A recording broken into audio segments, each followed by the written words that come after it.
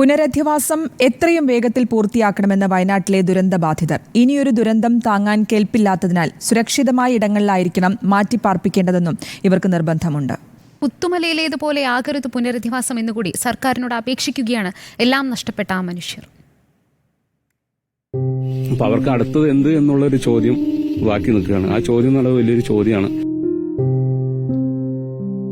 ഇങ്ങനെ ചോദ്യങ്ങൾക്ക് മുന്നിൽ പകച്ചു നിൽക്കുന്ന ഈ ദുരന്തബാധിതർക്ക് ഉത്തരം കണ്ടെത്തി കൊടുക്കേണ്ടത് ഇനി നമ്മളാണ്. അതിന് പുനരധിവാസ പാക്കേജുകൾ പ്രഖ്യാപിക്കുമ്പോൾ അത് ഫലപ്രദവും കാര്യക്ഷമവുമാകണം.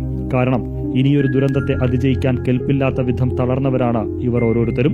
എല്ലാവർക്കും നമുക്കറിയാലോ, ഈ ഒരു സിറ്റുവേഷനിൽ ഒരു പഴയൊരു മൈൻഡിലേക്ക് എത്തണമെങ്കിൽ ഒരുപാട് ദിവസങ്ങൾ കഴിയും, അല്ലെങ്കിൽ മാസങ്ങൾ, വർഷങ്ങൾ കഴിയും. അപ്പോൾ എത്രയും പെട്ടെന്ന് അവർക്കൊരു നല്ലൊരു പുനരധിവാസം ഉറപ്പുവരുത്തണം എന്നാണ്. ഇനിയിപ്പോൾ അടുത്തൊരു ഒരു ഉരുൾപൊട്ടലോ മറ്റു കാര്യങ്ങളോ നേരിടാൻ ആർക്കും ഇവിടെ കരുത്തില്ല. കാരണം ജീവനം കൊണ്ട് ഓടിയ ആളുകളാണ് ഇവിടെ ഉള്ളവർ.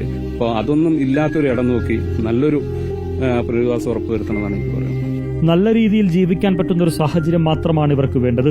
അതിന് ഉചിതമായത് സർക്കാർ ചെയ്യണം. അത് നമുക്കിതിനെക്കുറിച്ച് അങ്ങനെ വ്യക്തമായിട്ട് അറിയില്ല. അത് സർക്കാർ അവർ ഉചിതമായ ഒരു നടപടി എടുക്കും എന്നുള്ളൊരു പ്രതീക്ഷയിലാണ് ഞങ്ങളും.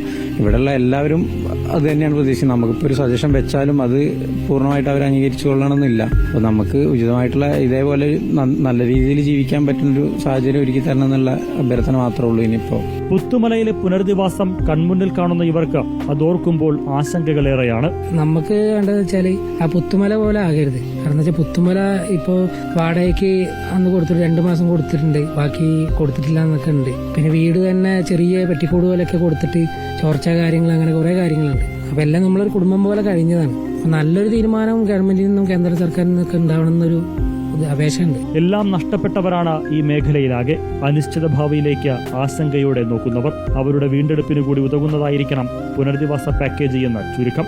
Reporter Al Ameen, in reporter, Wayanad.